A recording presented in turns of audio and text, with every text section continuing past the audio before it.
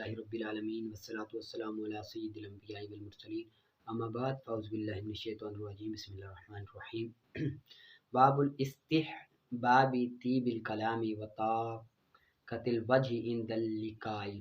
اچھی گفتگو اور ملاقات کے وقت کھندہ بشانی سے ملنے کا استحباب ہے، یعنی کہ جب بھی بندہ بات کرے تو اچھی بات کرے اور ملاقات کرے تو کھندہ بشانی کے ساتھ مسکرا کر ملے اور اچھے انداز سے ملے۔ یہ اس بارے میں بیان ہے اور اسی بارے میں قرآن پاک کی کچھ آیتیں ہیں۔ اہل ایمان کا ادب بیان کیا گیا ہے کہ اہل ایمان جو ہوتا ہے ان کے لیے ادب کا کس طرح دار و مدار ہوتا ہے۔ اللہ تعالیٰ نے فرمایا وَخْفِضْ جَنَاحَكَ لِلْمُؤْمِنِينَ، اور اپنے پروں کو اہل ایمان کر کے جھکائے رکھو، اہل ایمان کر کے جھکائے رکھو، یعنی کہ اس طرح اپنے آپ کو جھکائے رکھو کہ تم اہل ایمان و مومن ادب کے ساتھ رہو۔ آگے اللہ تعالیٰ نے فرمایا اگر تم سخت مزاج اور تنگ دل ہوتے تو وہ تمہارے ارد گرد اکٹھے نہ ہوتے۔ یہ رسول اللہ علیہ وسلم کے بارے میں، یعنی کہ نبی کریم صلی اللہ علیہ وسلم کے ماننے والے اور ان کی نافرمانی سے بچنے والوں،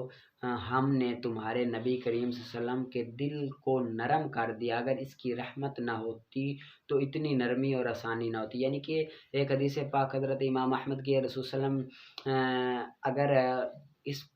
قرآن پاک میں ہے کہ اگر رسول صلی اللہ علیہ وآلہ وسلم نرم دل نہ ہوتے اور محبت اور نرمی کے ساتھ پیش آنے والے نہ ہوتے تو لوگ آپ کے ارد گرد جمع نہ ہوتے، آپ کے پاس ٹھہرتے نہ، آپ سے دور رہتے۔ تو یہ اسلام جو ہے یہ محبت سے، اخلاص سے، خلوص سے پھیلا ہے، بلکہ نہ کہ ڈنڈے سے یہ اسلام نہیں پھیلا، بلکہ بڑے ہی پیار سے اس نے اخلاق سے اسلام پھیرا۔ اس بارے میں یہ درس ہے۔ آگے حضرت عدی بن حاتم بیان کرتے ہیں کہ نبی کریم صلی اللہ علیہ وسلم نے ارشاد فرمایا جہنم سے بچنے کی کوشش کرو، جہنم سے بچنے کی کوشش کرو، خواہ کھجور کا ایک ٹکڑے کے ذریعے ہی ہو، اگر کھجور کے ایک ٹکڑے کے ذریعے ہی ہو، اور جس شخص کو یہ بھی ملے تو وہ اچھی بات کے ذریعے بچنے کی کوشش کرے، اچھی بات کے ذریعے بچنے سے کوشش کرے، یعنی کہ اس کو ضائع نہ کرے بلکہ اچھی بات کرے اور اس سے ضائع کرنے سے بچے۔ آگے حضرت ابو ہریرہ بیان کرتے ہیں کہ نبی کریم صلی اللہ علیہ وسلم نے ارشاد فرمایا اچھی بات صدقہ ہے، الکلمۃ الطیبہ صدقہ، اچھی بات صدقہ، اور یہ حدیث کا بعض حصہ ہے جو پہلے پوری گزر چکی ہے، ٹھیک ہے، یعنی کہ پہلے والی حدیث اور یہ ملا کر۔ آگے حضرت ابو ذر غفاری رضی اللہ تعالیٰ عنہ بیان فرماتے ہیں کہ نبی کریم صلی اللہ علیہ وسلم نے فرمایا لا تحقرن من المعروف شیئا، تم کسی میں نیکی کو حقیر نہ سمجھو، کسی میں نیکی کو حقیر نہ سمجھو، خواہ وہ تمہارا اپنا بھائی سے کھندہ پیشانی کے ساتھ ملنا ہو، کھندہ پیشانی کے ساتھ ملنا۔ اس حدیث کو امام مسلم نے روایت کیا ہے، یعنی کہ مطلب یہ ہے کہ اگر کوئی بھی بات ہو مسکرا کر دیکھنا بھی صدقہ ہے، ایک دوسرے سے اچھے انداز سے ملنا یہ بھی صدقہ ہے، اس کو بھی تم حقیر نہ سمجھو بلکہ یہ بھی بڑی ہی نیکی ہے اور کل تمہیں بچا سکتی ہے۔ آگے نور الہدیٰ کا لم یفی ما اوصی به اما علیہ یدفع ذلک المقدار للفقیر، اگر وہ مال جس کی وصیت کی ہے اس عبادت کا پورا فدیہ نہ ہو سکے وہ جس کی وصیت کی ہے اس عبادت کا پورا فدیہ نہ ہو سکے جو اس کے ذمے میں ہے، تو یہ مقدار کسی فقیر کو دے، یدفع ذلک المقدار، یہ مقدار کسی فقیر کو دے، فیسکت عن المیت بقدرہ، پس میت سے اس کا اندازہ ساقط ہو جائے گا، جتنی مقدار دے دیے اتنی ساقط ہو جائے گی، ٹھیک ہے۔ پھر ہبہ کر دے فقیر ولی کو اور قبضے میں کر لے اس کو ولی، پھر دے دے اس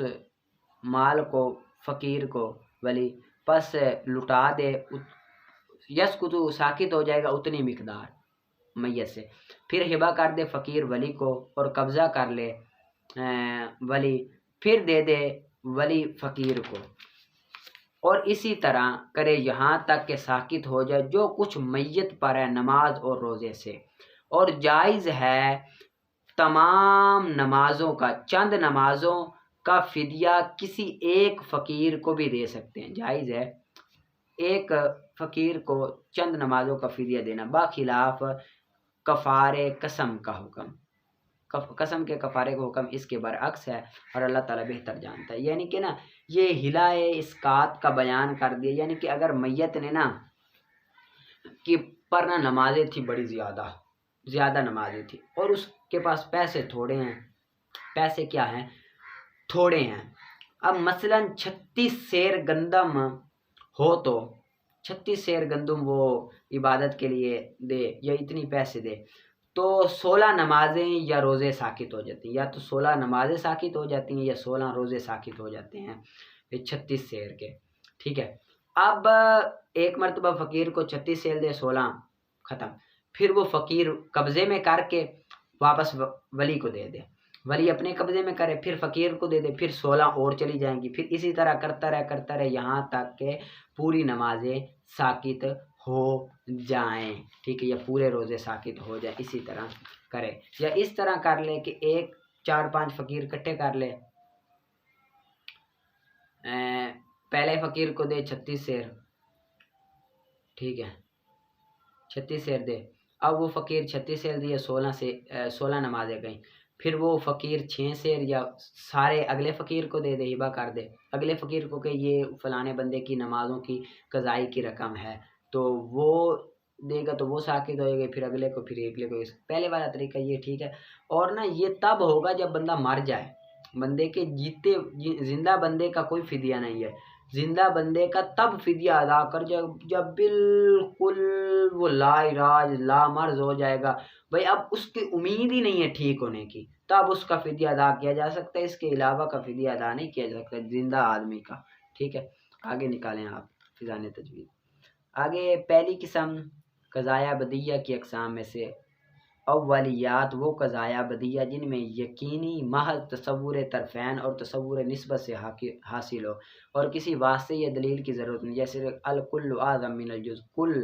جز سے بڑا ہے، اب یہ تصور سے حاصل ہو رہی ہے، کسی دلیل کی ضرورت نہیں پڑی۔ مشاہدات وہ قضایا بدیہ جن کے متیقن ہونے کے لیے حصے ظاہری یا حصے باطنی کا واسطہ کی بھی ضرورت ہو، جیسے الشمس طالیۃ انا ناجی، اب الشمس طالیۃ یہ ظاہری طور پر ہمیں معلوم ہو جاتا ہے، ٹھیک ہے، بھائی سورج طلوع ہے، اور انا جائن میں بھوکا ہوں یہ ظاہری طور پر معلوم نہیں ہوتا بلکہ باطنی طور پر یہ معلوم ہوتا ہے، باطنی حکم لگایا جاتا ہے۔ آگے فائدہ، جس قضایا میں حصے ظاہری کی ضرورت ہو تو ان کو قضایا حسیات کہتے ہیں، جس میں حصے باطنی کی ضرورت ہو انہیں وجدانیات کہتے ہیں۔ متواتر وہ قضایا بدیہ جن کا یقینی کسی ایسی جماعت کی خبر دینے سے حاصل ہو جن کا ظہور پر جمع ہونا عقلاً محال، جیسے رسول صلی اللہ علیہ وسلم کا روزہ اقدس۔ تجربیات وہ قضایا بدیہ جن پر یقین بار بار تجربے کے بنا پر حاصل، جیسے ڈسپرین سر درد کے لیے مفید ہے، بار بار تجربہ کر کے ہمیں پتہ چلا نا۔ اور آگے حدثیات وہ قضایا بدیہ جن پر یقین کسی حدث بھی درکار ہو اور حدث کا مطلب مبادی مرتبے کا ذہن پر دفعتاً منکشف ہونا، یعنی کہ ذہن میں نا شروع میں ہی ایک مرتبہ بار بار کسی چیز کا ظاہر ہونا، جس طرح کہ ادراک الصوات بالسامعۃ و ادراک الالوان والاشکال بالباصرۃ، آواز کا ادراک قوت سماعت سے اور رنگنوں اور شکلوں کا ادراک قوت بصارت سے، یعنی کہ آواز ہمیں سننے سے معلوم ہو جاتی ہے، ٹھیک ہے، اور رنگنوں اور شکلوں کا ادراک دیکھنے سے ہمیں پتہ چل جاتا ہے۔ اب یہ بار بار ذہن پر ظاہر ہونے سے یہ ہمیں معلوم ہوا۔ اور فطریات وہ قضایا بدیہ کہ جب وہ ذہن میں آئے تو ساتھ ہی دلیل بھی ذہن میں آ جائے، جیسے اربع زوج ہے، اس قضایا کے ذہن میں آتا ہی ہمیں یہ فوراً پتہ چل جائے گا کہ 4 2 پر پورا تقسیم ہوتا ہے، اور جو 2 پر پورا تقسیم ہوتا ہے وہ جفت ہوتا ہے، لہٰذا 4 جفت ہے، ٹھیک ہے، ان کو آپ نے کر لینا۔ آگے آپ نکالیں ہدایات النحو کا۔ ہدایت النحو کا آگے ہے وامت ترکیب، بہرحال ترکیب، پس اس کی شرط یہ کہ علم ہو بغیر اضافت کے اور نہ ہی اسناد ہو، اضافت بھی نہ ہو اور اسناد بھی نہ ہو، ٹھیک ہے۔ اب یہ غیر منصرف کا سبب ہے، اس کی شرط یہ ہے کہ علم ہو، اضافت ہی نہ ہو اسناد بھی نہ ہو۔ اب سائل سوال کرتا ہے کہ آپ نے علمیت کی شرط کیوں لگائی، تو اس کا جواب یہ ہے کہ اعلام بقدر امکان تغیر و تبدل سے محفوظ ہوتے ہیں۔ اعلام بقدر امکان تغیر و تبدل سے محفوظ ہوتے ہیں۔ اعلام بقدر امکان تغیر و تبدل سے محفوظ ہوتے ہیں، اسی وجہ سے ترکیب میں علم کی قید لگائی تاکہ تغیر اور تبدل سے محفوظ رہیں، اور یہ غیر منصرف کا سبب بننے میں زیادہ مؤثر ہے۔ یعنی کہ جو علم ہوتا ہے نا، اب زید ہے نا، وہ زید ہی رہے گا، یہ نہیں کہ بدل جائے گا، اسی وجہ سے ان کو علمیت کی شرط لگائے۔ اب پھر سائل سوال کرتا ہے، آپ نے کہا ایسا علم ہو جس میں اضافت بھی نہ ہو، اضافت نہ ہو، ایسا علم جو بغیر اضافت کے ہو اور اسناد بھی نہ ہو، آپ نے یہ اضافت کی قید کیوں لگائی؟ تو جواب یہ کیونکہ اگر اضافت کی قید نہ لگائی تو یہ منصرف بن جائے گا، اسی وجہ سے اضافت کی قید لگائی۔ پھر سائل سوال کرتا ہے کہ آپ نے اسناد کی قید کیوں لگائی کہ مرکب اضافی نہ ہو، اس کی قید کیوں لگائی؟ تو اس کا جواب یہ ہے، نہیں اس سے پہلے ایک اور سوال، سائل سوال کرتا ہے آپ نے کہا کہ اضافت نہ ہو، تو اضافت سے مراد تو مرکب اضافی ہے، آپ نے مرکب توصیفی کا ذکر کیوں نہیں کیا؟ مرکب اضافی کا تو آپ نے ذکر کر دیا، مرکب توصیفی کا آپ نے ذکر کیوں نہیں کیا؟ تو جواب اس کا یہ ہے کہ یہاں ذکر خاص ارادہ عام ہے، ذکر خاص ارادہ عام ہے، خاص کو ذکر کر کے مراد عام لیا ہے، یعنی کہ مرکب اضافی یہ خاص ہے اور تقییدی عام ہے، تقییدی عام ہے، تو خاص کو ذکر کر کے عام مراد لیا، کیونکہ مرکب تقییدی میں دونوں ہی ہوتے ہیں، اضافی بھی ہوتا ہے اور توصیفی بھی ہوتا ہے، کیونکہ اس کی بھی جزء ثانی جزء اول کے لیے قید بنتی ہے، اس کی بھی جزء ثانی جزء اول کے لیے قید بنتی ہے، اس طرح ذکر خاص ارادہ عام ہے۔ پھر سائل سوال کرتا ہے کہ آپ نے مرکب اسنادی نہ ہو ایسا کیوں کہا؟ تو جواب دیتے ہیں کہ مرکب اسنادی مبنی ہے، مرکب اسنادی کیا ہے؟ مبنی ہے، جبکہ غیر منصرف مورب کی اقسام میں سے ہے، غیر منصرف مورب کی اقسام میں سے، اسی وجہ سے ہم نے کہا کہ مرکب اسنادی بھی نہ ہو، ٹھیک ہے۔ اب پھر سائل سوال کرتا ہے مرکب اسنادی کا ذکر کیا لیکن مرکب صوتی اور تعدادی کا ذکر کیوں نہیں کیا؟ مرکب اسنادی کا تو آپ نے ذکر کیا لیکن مرکب صوتی اور تعدادی کا ذکر کیوں نہیں کیا؟ تو جواب دیتے ہیں کیونکہ یہاں ملزوم بول کر لازم مراد لیا گیا ہے، یہاں ملزوم بول کر لازم مراد لیا گیا ہے، اسناد ملزوم ہے اور اسناد ملزوم ہے اور باقی لازم اسناد ہے، باقی کیا ہے؟ مرکب صوتی اور تعدادی یہ کیا ہے؟ لازم ہے۔ اب لازم اسناد کا ذکر کر دیا تو اس میں جو بھی اسناد والی تھی ان کا ذکر بھی ان میں ہو گیا، لہذا صوتی اور تعدادی کا بھی ان میں ذکر ہو گیا، اسناد یہاں ملزوم بول کر لازم مراد لیا گیا ہے، یعنی کہ ملزوم تو اسناد ہے لیکن اس سے مراد ہر وہ ہے جو اسناد والی ہو، لہذا اس میں مرکب صوتی بھی شامل ہے اور تعدادی بھی شامل ہے کیونکہ وہ اسناد والی ہے، جس طرح کہ بالا بکو، ٹھیک ہے۔ پس عبداللہ منصرف ہے اور مادی کربو غیر منصرف ہے، عبداللہ منصرف ہے، کیوں منصرف ہے؟ کیونکہ یہ اضافت کے ساتھ ہے، اضافت ہو رہی ہے اسی وجہ سے، اور مادی کربو یہ بغیر اضافت کے ہے اسی وجہ سے